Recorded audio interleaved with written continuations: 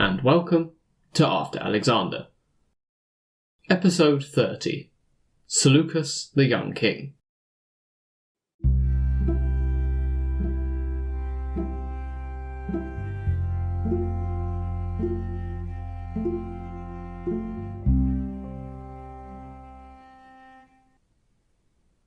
Today's episode is going to focus on a topic that I touched upon when we introduced Antiochus I in episode 21, namely the life and death of his eldest son Seleucus.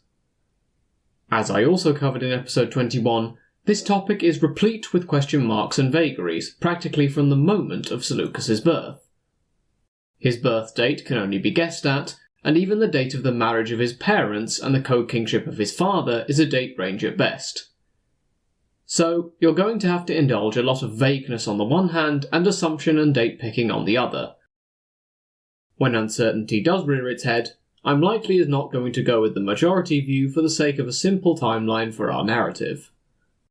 This does not mean it is an accepted date per se, but it means that I want to avoid you all getting lost in the barrage of dates that could be thrown at you. So, with that disclaimer out of the way, let's explore the life and death of one of the most enigmatic figures of the Seleukid dynasty. As we discussed back in episode 21, I've approximated his date of birth as being around about 293 BCE. That's not to say that this is necessarily accurate, but I thought we needed an approximate age to deal with throughout the rest of the episode.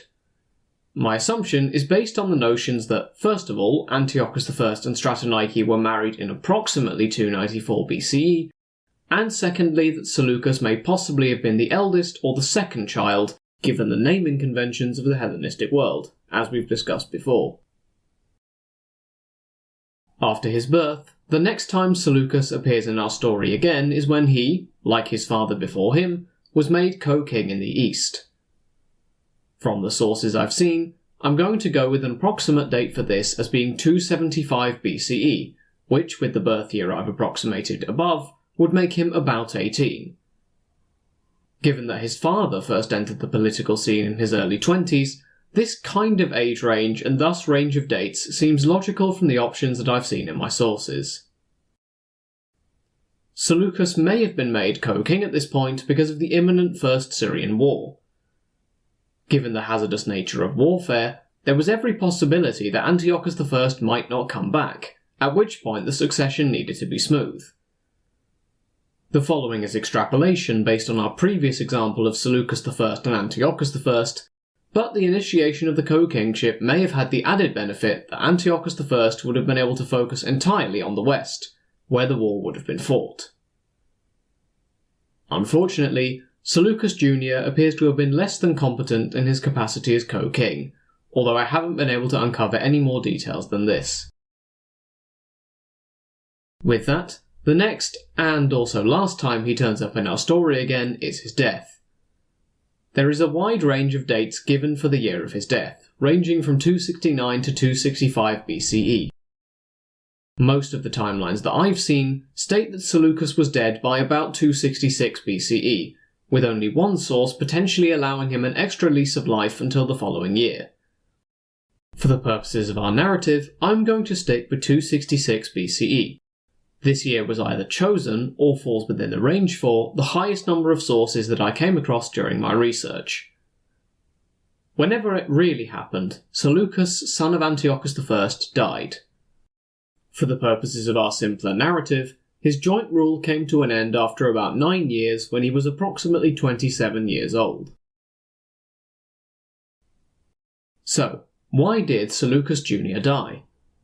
Well, the broad consensus appears to be that it was not natural. Most of the sources I accessed in researching for this episode stated that Antiochus I executed his son for rebelling against him. Why rebel in the first place? Seleucus may simply have been bored and impatient. After all, by the time of his execution, he had been co-king for about as long as his father had been with his grandfather. However, Antiochus I never seems to have given his son any real authority, whether in politics or in the military. Although making someone a joint king makes the succession smoother, it also adds the danger that junior rulers might want to accede to sole power a little earlier than their senior partners had perhaps intended. See historical figures like Henry the Young King in 12th century England for further details on that score. Another factor may have been that Seleucus Jr. was unhappy about the fact his father may have remarried at this time, to a woman called Nyssa. That said, one paper from 2020, which I am unfortunately not able to access, mentions in its abstract that more modern scholars have, apparently, sometimes concluded that Seleucus Jr. probably died of natural causes. This paper also goes on to state that Antiochus I's younger son, also called Antiochus, had been made a co-king alongside his brother, rather than the simpler father and son partnership which we've seen before. The argument goes that the death of Seleucus Jr. was simply a breakdown of this rule of three system. However, the majority view, which I'm going to go with, says that Seleucus Jr. was killed on the orders of Antiochus I after he rebelled against him. I'm going to quote from the House of Seleucus here, although I should stress that its author Edwin Bevan doesn't seem to believe that Seleucus Jr. had actually rebelled against his father, from what I can make out. In his words, quote, "Already in the reign of Antiochus I an evil had appeared in the Seleukid house, to which no less than any other overmastering circumstances its ultimate ruin was due, the division of the Seleukid house against itself. The elder son of Antiochus I, bearing the name of his grandfather Seleucus, had been designated the successor. From the earlier years of the reign of Antiochus till sometime between 269 and 265, he had been associated with his father as joint king, and had perhaps been given the government of Babylon and Iran. Then there came a dark suspicion between father and son. Antiochus gave command that the prince was to be put to death, and it was done. His younger brother Antiochus stepped into his place and was made partner in the throne." End quote. Off the back of that, the consensus view is that, after the death of Seleucus Jr., Antiochus I made his younger son, the future Antiochus II, co-king in his elder brother's place. Of course, it is possible that Antiochus II had been a joint ruler with both men for some time, as per the rule of three argument from the 2020 paper. However, I'm going to go with the majority, and say that Antiochus Jr. became co-king in or around 266, stepping into the vacuum left behind by his elder brother's execution.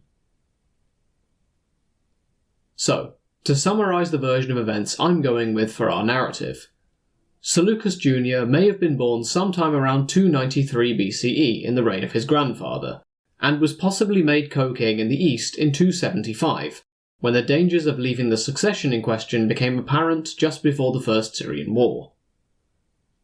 However, he doesn't seem to have been all that competent, and the majority view is that he was executed in 266 BCE after rebelling against his father. After this, his younger brother Antiochus Jr. became co-king in his place. So what should you take away from this episode? Well, the bottom line is that there appears to be a great deal of uncertainty around this figure. In fact, some sources such as George Rawlinson's 1869 Manual of Ancient History leave Seleucus Jr. out entirely. For the purposes of our narrative, I have gone with a viewpoint that seems to either be in the majority or seems to fit best in my eyes.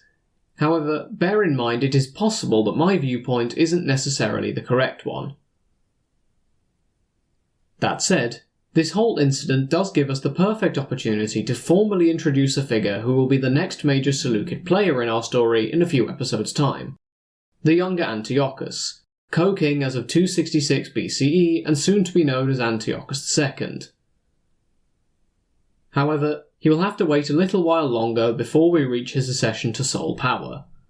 Next time, we're going to turn back to Anatolia and the final years of Antiochus I, examining the events that will, eventually, lead up to the accession of his son to sole power as Antiochus II. As always, thank you all for listening. For any questions or comments, feel free to head over to the show's email address. Until next time, have a great week, everyone.